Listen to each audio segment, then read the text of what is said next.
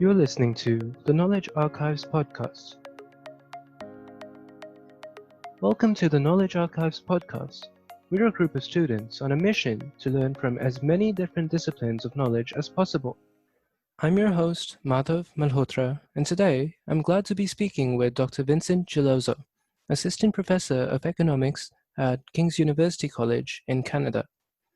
Dr. Geloso studies the specialized field of economic history, the study of change in economies of the past, and how we can use economics to explain historical occurrences. He has years of experience in this area of research, as well as a genuine passion for sharing the insights we can gain from economic history. So I'm very excited to learn more about his work today. So thank you for joining me today. I really appreciate you taking the time to talk to me a little bit about all of the various areas that you've been looking into. And I think it'll be interesting to dive deeper into a lot of them in the next little while. But first of all, I'd love to just ask you a little bit about who you are and how you got involved in all of these different research interests. My name is Vincent Geloso. I'm an assistant professor of economics at King's University College in London, Ontario. So we're associated with Western University, and I've been minted as an economist in 2016.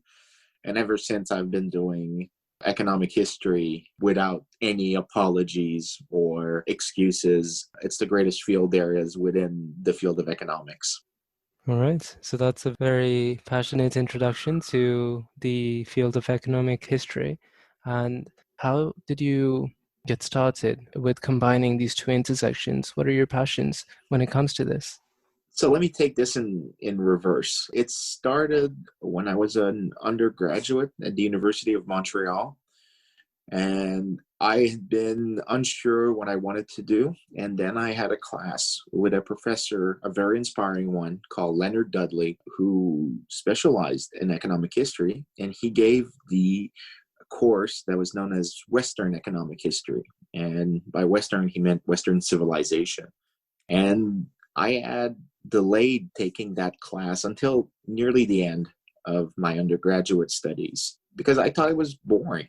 It's like, who cares about the past? Like we're economists. We were supposed to help guide policymakers, blah, blah, blah, blah, blah, blah. And then I took his class and it literally changed the way I conceived everything. And it got me excited about history. I was already excited in history as a side topic, but not as the object of what I wanted to do for a living. But he changed that. And from there, I got introduced, I got hooked, did my master's at the London School of Economics.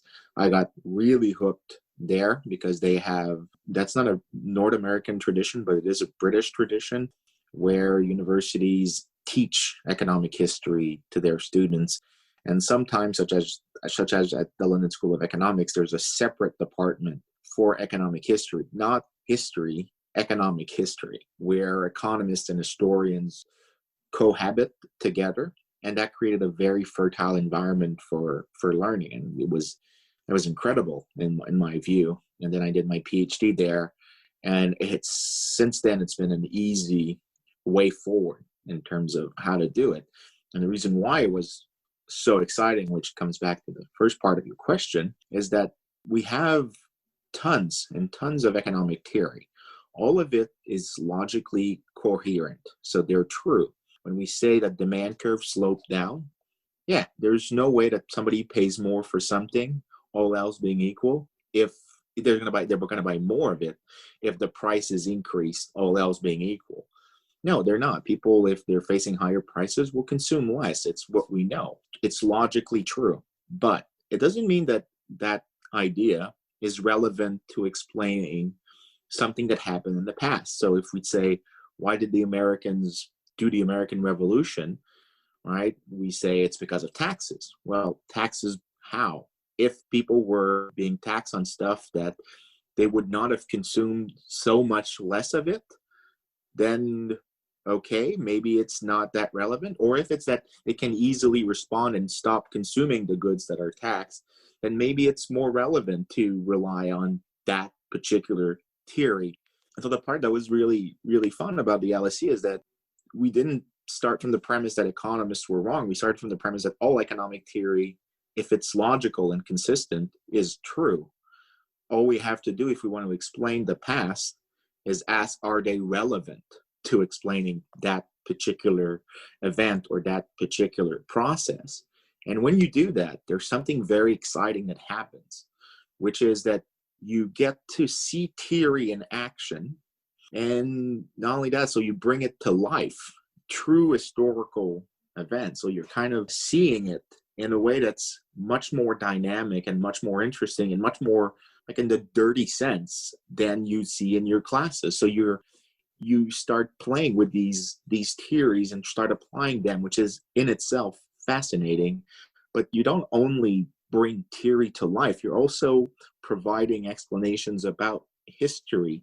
So in the process, you're getting a dual kind of benefit, which is you're discovering theory through history and history through theory. You're doing the two together. And it's incredibly nice because you're being deductive and inductive all at once. And so it's a very, very fun field once you start doing it. The downside of it that's been hard for me was that you need to master a lot of theory. You need to, on average, the average economic historian, and I don't say this to brag, but the average economic historian works harder than the average economist because he needs to gather historical data. So he needs to go in archives, collect information, prices, wages, censuses, data about people's heights, which we can talk about if you want to know, or stuff about people's health, and turn them into things that we can test hypotheses from. And that, for me, is a very exciting part. But that takes a lot of time. And simultaneously, I have to master the theory that I'm going to use. I'm collecting that data for the purpose of testing a theory. So in the process, I have to identify properly the data and also master the theory. So that's the reason why I would say that that's the downside of the economic historian, is that it's not an easy ride. It's a very hard one that requires a strong work discipline, but it is incredibly intellectually rewarding in the long run. And that's why for me, it's still fun, even though it's hard work. You talked about the simultaneous joy of the intellectual pursuits that you can follow as an economic historian, but then also there's the downside associated with it. I'm wondering, when it comes to the applications that you're able to work on, so for instance, the topics that you can research or study, do you find that you're able to explore more questions, even though it might be a little bit harder to master? I think a good way to answer that is to kind of see what the big questions are. And there's two questions in economics that if you answer them, you will win a Nobel Prize and you will forever go down in history books as the great scholar. Now, I'm exaggerating for rhetorical purposes, but these two big questions are understanding why it is that there is, for most of human history, very little growth in incomes and living standards. So if you look at like the history of how well we live, so income per capita or human heights, which is so your how tall you are is an indication of how well fed you are or your parents were, and that is an indication of a living standards. Mortality is also the mortality rate is also something relevant. And if you look at all these indicators for 2 or 3 millennia up to say 1800, it's pretty much a flat line. It's not clear if there's a small upward trend, but it doesn't look great in comparison to what happens after 1800, which is that there is a massive increase in living standards that starts in 1800, and that increase is enormous. It's how we moved from pre-industrial and mostly agrarian economies to rich societies where even the poorest have access to steady diets that have access to much higher levels of consumptions than anything we've observed in the past. And just to give you an idea, there is no country on earth today where life expectancy is at birth is inferior to what it was in 1820.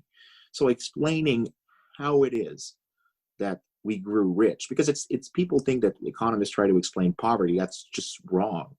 Poverty is the default setting of mankind. How we grew rich is actually the relevant question. So that's the big one. If you're able to try to identify the causes of human development, you're in for enormous rewards. And that's one of my big motivator. The other one doesn't motivate me as much, but it does motivate other economic historians. It's to explain why it is that economies, once they've grown rich, have ups and downs. And the biggest down that they keep studying is the Great Depression, and why it is that there was such an important contraction in the 1930s, and how it was not only a deep contraction, but why it lasted for so long. So these two big questions are really incredible motivators in terms of what pushes some economists to do history, but what pushes the economists and the historians who want to do purely economic history into that subfield. And the reason why they feel pushed into this is, well, after they have felt pushed into these field, is they start breaking it down into smaller questions. How can we measure things properly?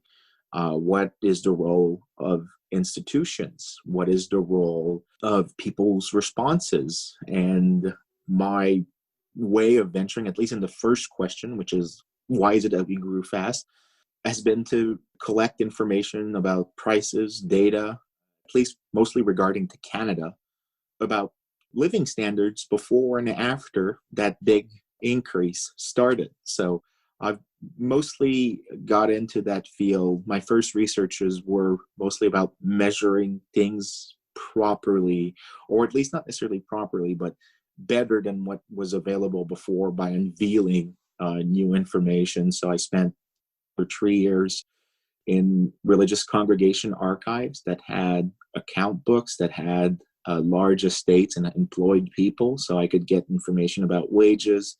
And using some economic modeling, I was able to reconstruct series of GDP, which is the size of the economy. I also was able to collect information about people's nutrition, about heights, which is, again, as I mentioned, like very briefly earlier, heights, how tall you are is a good indicator of nutrition. So I collected information about that. And I kept building up a bigger and bigger quantitative knowledge of the past to at least shine some light on the bigger question that interests me, and that is the lure for most people who do economic history, is why is it that some countries have grown incredibly rich? Mm-hmm. And you mentioned the key questions that are being studied. You mentioned some of the time periods that are being focused on, especially with the industrial revolutions and key changes to the economies worldwide because of that. Are there also any key geographies that are often focused on? I know you mentioned how there's often a Western focus to economic history. How is that true?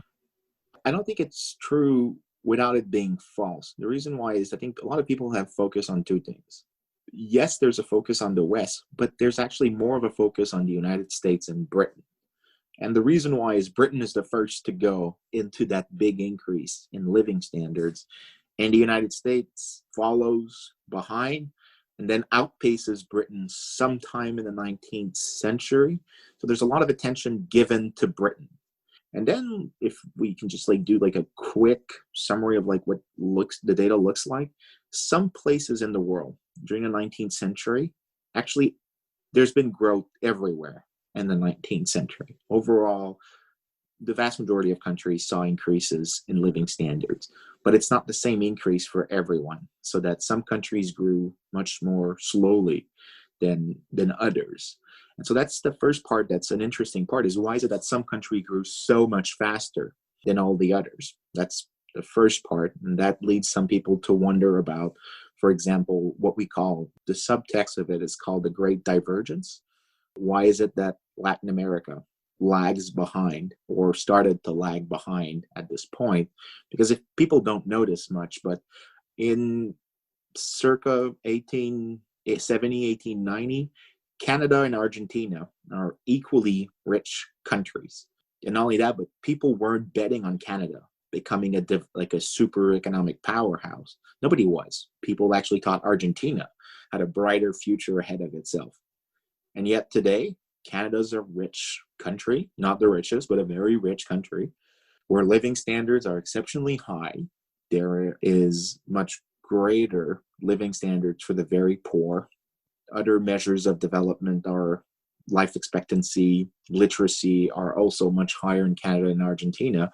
Argentina is flagged behind. So there's divergence that has happened in the interceding period. And that divergence is what interests people. So that it's true that there's an interest in two particular groups of countries, Western countries, and especially Britain and the United States. But by definition, the question is a global one, right? Because we need to understand the other countries. And there have been in the last few years, thanks to the expansion of softwares that allow statistical tests, but also the expansion of academia as a whole, there's more people who have been tackling other regions to increase the diversity of information. And I've been concentrating on Canada because there's something neat about Canada, and I'll just make my pitch really, really fast, is that Canada is exactly like the United States in a lot of very similar ways, with one exception. There is the French part of Canada that is colonized under different institutions, even though it has similar settings. And within North America, the French Canadian, so the French part of Canada, has been long much poorer than a lot of the rest of Canada, and actually was much poorer than the poorest place of North America. So even though it was quite rich by global standard, it was the poorest on the subcontinent of North America.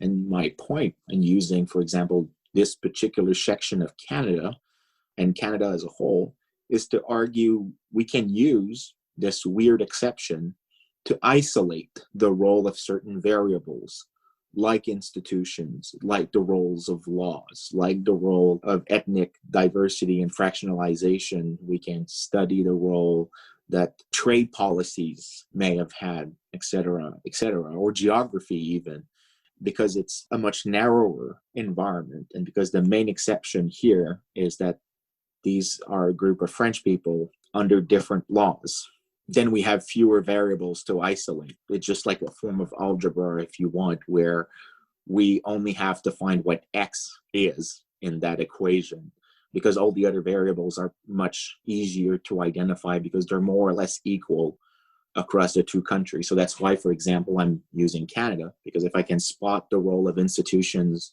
to explain between Canada and the United States via the role of Quebec, I can shed some light on why it is that some countries got richer faster than others. So this is why I do what I do in terms of economic history.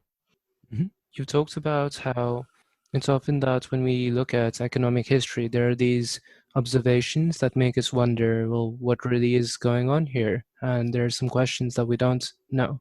But then on the basis of that, as you continue to explore these questions, and it's really interesting to hear about the one you're studying in particular with comparing Quebec and the US, what are some of the most surprising or useful insights that you've been able to find as the answers to those questions? To answer this, I'd say there's two meta kind of discoveries that don't necessarily speak to the Quebec and Canada versus US stuff I'm doing, but in the process, other things I stumbled upon. The first one is how even economists who are very good at appreciating how rational people are, and people think rationality means that after the facts, everything is well and people have found the perfect answer. That's not it. Rationality is people do the best with the constraints they have to make the best out of the situations that they're dealt with. That's rationality. And then there's an even blunter way of summarizing it, is that nobody leaves $100 bills on the sidewalk. You see a $100 bill on the sidewalk, it will be picked up. Economists appreciate this, but they don't actually appreciate how well it worked in history. So I've looked at, for example, differences in farming efficiency between French and English Canadians. So there are two different cultural groups. And you think that culture would matter. And what I found was that in areas where the French and English observed each other in Canada, so they could see what each other was doing, there is no difference in efficiency. They're actually very good farmers on both sides because they learn from each other and they adapt the practices that the other has that they didn't know before. So they don't leave those dollar bills on the sidewalk. But the more you delve into how people organize economic activity in the past, the more you're impressed at how brilliant, resourceful people were in terms of dealing with situations. And we have this kind of manic reflex today that we assume that people from the past were irrational morons. They were not. They were exceptionally resourceful people who were doing the best they could with extreme constraints about the knowledge of the real world, constraints about that were in the form of very low productivity. So they couldn't do much with an hour of work or a unit of capital. And they did incredibly well. They were very, very brilliant. And things that look weird to us today, when you put yourself in the shoes of the people back then and you try to understand the decisions they were making, make exceptional sense from their vantage point. So this is something that even people like economists who appreciate the role of rationality in human action actually fail to appreciate in its full magnitude. That's the first one. The second one is how much we underestimate the path that humankind has tread since the 1800s. We don't even realize the amplitude of how much better off we are. So generally the one that we look is the income that I've mentioned, right? But income is not necessarily like a perfect proxy. And there are so many ways in which our lives are infinitely better. And I give this example to my student. There's two examples. One is a well-known one amongst economists, and it's the price of light. If you take the price of a candle versus the price of a light bulb today, there's a massive price difference, right? Candles were pretty expensive. You generally had to work maybe a tenth of a day in 1800 to get one candle, which is not cheap.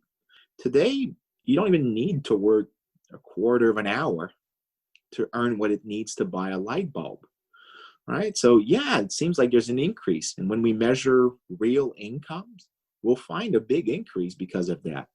But that underestimates how much better off the light bulb makes us. The light bulb is a more steady light. We can more easily read at night. It doesn't hurt our eyes because it is steady. It imposes fewer health costs on us.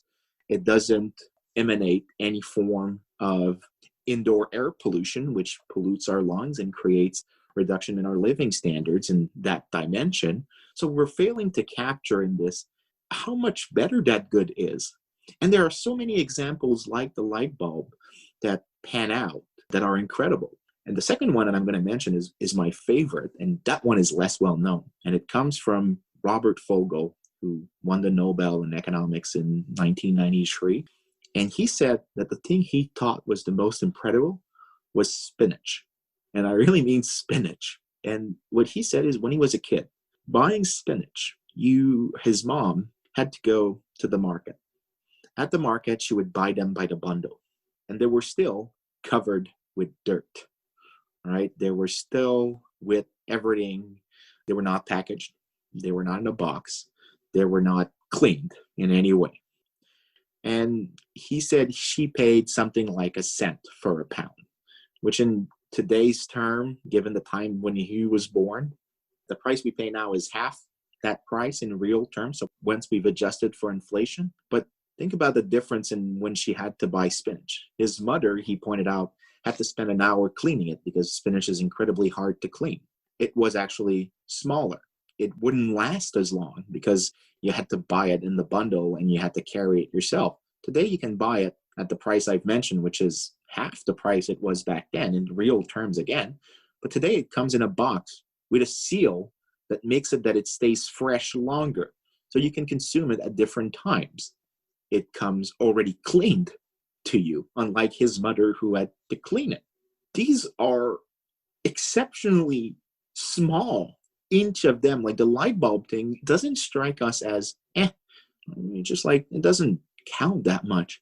But if you think about it, pile on the example of the light bulb, the example of spinach, and you check all the other subtle ways in which our lives have been made better. The amount of human progress that has happened since 1800 is exceptional.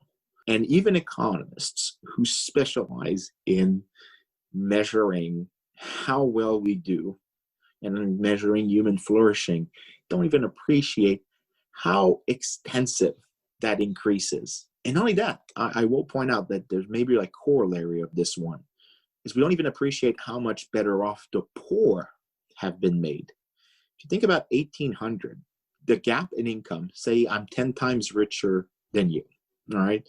What I consume is probably providing me close to 10 times more well-being than yours. Today, however, the poor who earns 10 times less than I do, he can still buy a fridge.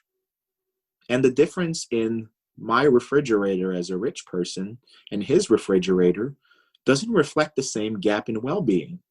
The poor have had access to so much more many goods and services and options that their living standards is probably the one that increased, not probably, strike the probably, certainly the one that increased the most over the course of 2 centuries. And we don't even appreciate how much better off the very poor, those who are the least enfranchised in our lives, those who have the most heavy constraints, are actually the ones that had the greatest improvements in living standards. And we don't even appreciate that. And it can be seen very easily, though, if you look at inequality in the face of mortality, right? So people point out that inequality of income has waxed and wanes over the years, and there's ebbs and flows. And in the last, right now, we're kind of flowing where it seems it's re-increasing, but we're forgetting that there's one type of inequality that has fallen continuously over the course of 2 centuries, and it's inequality and mortality. Infant mortality was much higher in the past between the poor and the rich. There was much higher mortality amongst the poor for young infants, and that means that young, poor infants were more likely to die than rich infants. Today, yes, it's still true, but much less so. So that when you look at the level of inequality that existed back in, say, 1800, the level we see today is less than a fourth of what we saw back then. It's exceptional.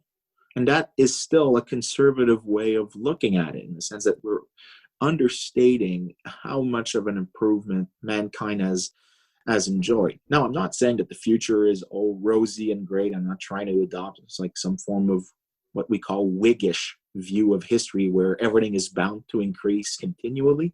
But if we look at the past, there's still good reasons for optimism, that there's good reasons to think that it can continue. I'm not saying it will, but it can continue. And for that reason, I'm always shocked that economists don't point it out, how much things have improved. And because I spend time measuring those things, and sometimes I'm frustrated that I can't capture the full extent of the improvement, I have found this to be an insight that we don't even appreciate how much of an improvement there is. I think it's really incredible what you just said in regards to the first point. It's really interesting to consider this in psychology also, in that we haven't really changed that much fundamentally with the wiring of our brain than, say, people 10,000 years ago. You're absolutely right. I can't emphasize how right you are. There is no difference in human rationality over time. Human rationality, the only thing that changes over time are the constraints. The part that people underappreciate is that we're not irrational. We're constantly rational. The thing that changes are the constraints under which we're trying to make the best of the situation. If we face different prices, different costs, or different levels of well-being, we're going to make different decisions. If you change the setting in which we make choices, yeah, we'll make different choices. But in the end, it's still the same wiring. We respond to incentives. We don't leave dollar bills on the sidewalk. We are rational. So there is no, and this is something some historians argue, that there's some pre-market mentalities or there's some post-modernist mentalities. That's not true. All that there is pre-market constraints when you didn't have the same types of market development as you have today, and you have constraints today. They're still the same human beings using the same types of decision matrix, but they're just set with different constraints, or they make different choices, different incentives, different constraints, different choices. That hasn't changed. So the wiring of our brain is actually incredibly stable, and it makes sense from an evolutionary standard, is that we're wired to make the best out of any situation. Mm-hmm. And also with that, it's like there's a sense of humility, because when I learned about, say, the types of psychological biases that we're prone to, or the cognitive errors, those are still the same now as the people who we somewhat see as in primitive societies or with different beliefs from a long time ago. So it's like there's a sense of humility in realizing that we can still make the same mistakes as people from that long time ago. Yes. I'll point out something about cognitive errors that people make. Some people have taken, and this comes from the field of behavioral economics, and some people think that some economists are saying that we're not rational. That is a misconception. And even the economists who have worked in that field say that's not what we're saying. What we're saying is we have errors in behavior that are predictable. And if they're predictable, they're not irrational. It just means that there are some problems that we have in processing information. That is true. It is costly to absorb a ton of information, right? If you reduce the cost of treating information for people, they'll make different choices, so they won't repeat the error. But if the error, think about it this way, if it's a cheap error to make and it's expensive to correct, why would you try to correct it? Some people persist in error because they're very cheap. They're not costless, but they're cheap. So they persist in them. And it's basically like keeping an old pair of slippers, even though there's a hole in them. They still do the trick. The other pair is too expensive. I'll just keep using this one.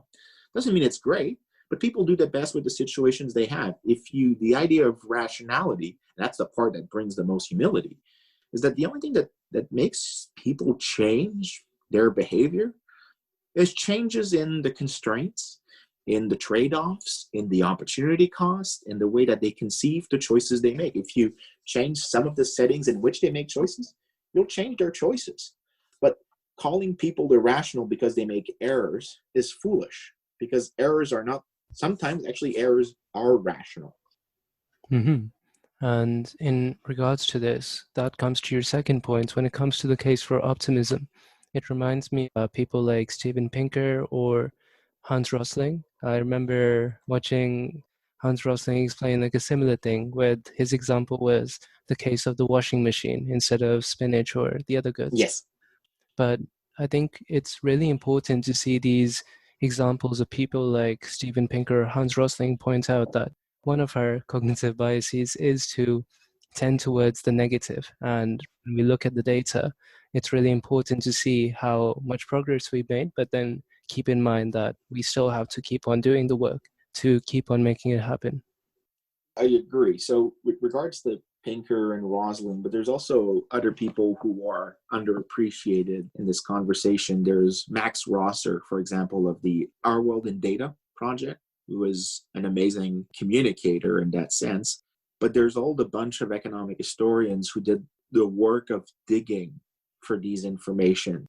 And I think that there is, and this is probably what has brought me modesty, is when I did my undergrad, I thought my role as an economist would be to provide guidance, enlightened guidance to policy. And the more I studied the past, the more realizing how people act and the richness of their action and the immensities of ways that they improve their living standards in very subtle ways, be it the spinach, be it the light bulb, be it the washing machine example. All these very subtle ways in which they improve their living standards impose to me a different worldview of what my role as an economist is. It's not to provide guidance, because I can't predict what the future will look like. There is no way to process all the information that is available to people in the vastness of ways in which they see themselves. And so it's brought me this modesty. And I heard the quote I'm about to point out to you when I was an undergrad, and I never appreciated it until I did my research. And it's a quote by Nobelist F.A. Hayek, which said the following, and I know it by heart: "The curious task of economics is to demonstrate to man how little they know about what they imagine they can design." And that quote has led me, and I can translate in a very simple way. I'm not smart enough to know what will work. I might be close to sufficient in terms of telling you that this might not work or how it can backfire, but that's pretty much it. The rest of all I can tell you is this is how people behave. And here is the richness of human action and human choices. But you can't predict it. You can't plan it. You can't force it in certain ways without some things that you can't foresee properly. And it's made me more modest about my role in the world, and that and actually brought me some happiness as a person. And that I tell that to fellow scholars, if anyone among your listeners are scholars who like to listen to your podcast, is that once I realized that I had no purpose in changing the world through policy, I realized that I should concentrate on the margins on which I could have an impact, which is family, friends, local associations, students that I care about, students that are interested in pursuing knowledge, these margins where I can have an impact and make some other people's lives better. In a weird way, it has brought me more happiness, as not only as a scholar, but as a person, because I've abandoned this view of I have to make the world better by guiding policy in certain ways. I refuse to do this anymore because of the modesty of the modesty that my work has brought to me in terms of how little I know about what I can design. Mm-hmm. And when it comes to these fundamental questions about not only the nature of economics, but also the nature of, based on this knowledge and based on this understanding of our behavior, what else can we derive in terms of philosophical insights like you were talking about? I wanted to finally wrap up with a question about the fundamental assumptions and knowledge that we do have in economics right now, and the areas that are still limited, where we have some gaps in our knowledge in how economies function, or which areas need more attention to really understand the fundamentals of what has happened over history and what that means for us now. So which are the areas that you could identify are some known unknowns that we know, are some assumptions that we have we need to do some more work? And then just personally, which areas are you most interested in seeing more work on in the next 5 years? I would say that the parts that I feel have some difficulties in them is what we would call not monetary policy alone, but what we could call short-term macroeconomics, where we're trying to understand the business cycle.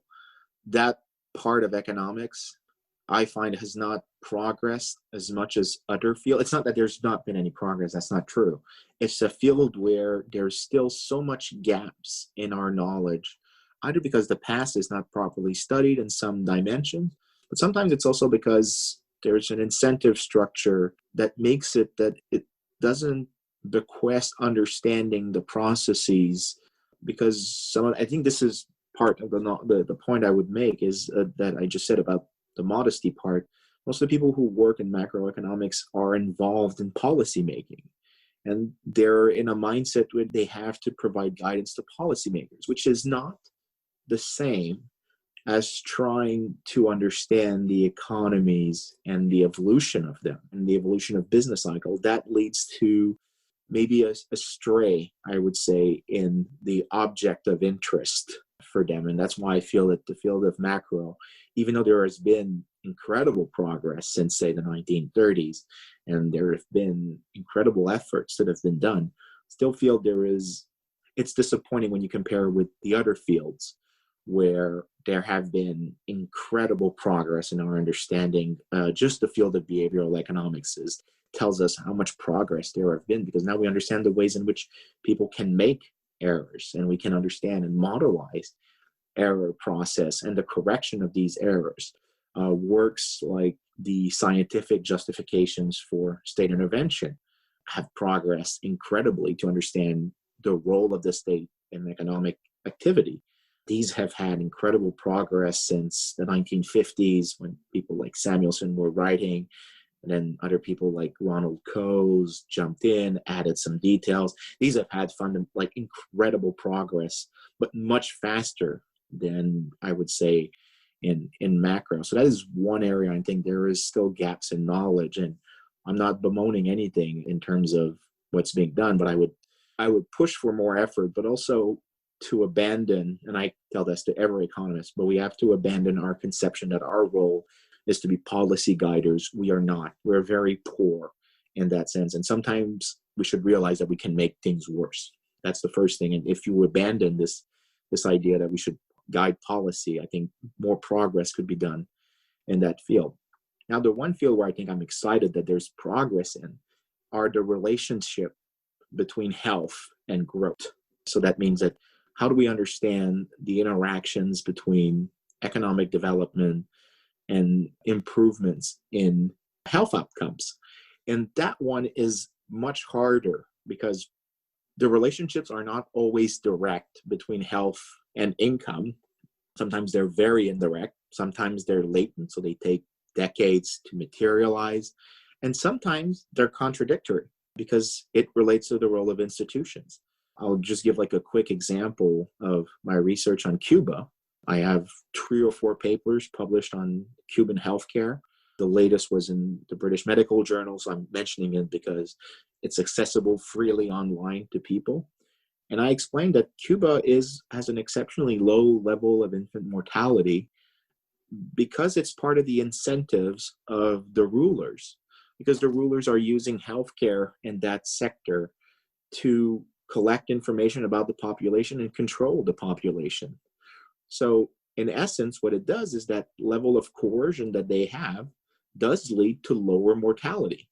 But at the same time, the ability of a ruler to coerce, to do good things, which in this case is lower infant mortality, is also coercion to do bad things. And so they violate property rights, they limit the ability of people to trade and exchange, and that leads to a poorer society. So in this case, it appears that in Cuba, you get a paradox where people are incredibly healthy in spite of the fact that they're exceptionally poor. So there are paradoxes like these that I find fascinating to explore because the relationships are not always straightforward. And this is where there's been incredible progress in the last, I would say, 2 decades, in part thanks to people like Robert Fogel, who won the Nobel in part for his work on connecting nutrition, heights, and health outcomes, basically. An incredible work that he has done. And then it's built on by people like Angus Deaton, whose Great Escape, a 2015 book I recommend to everyone, is worth reading.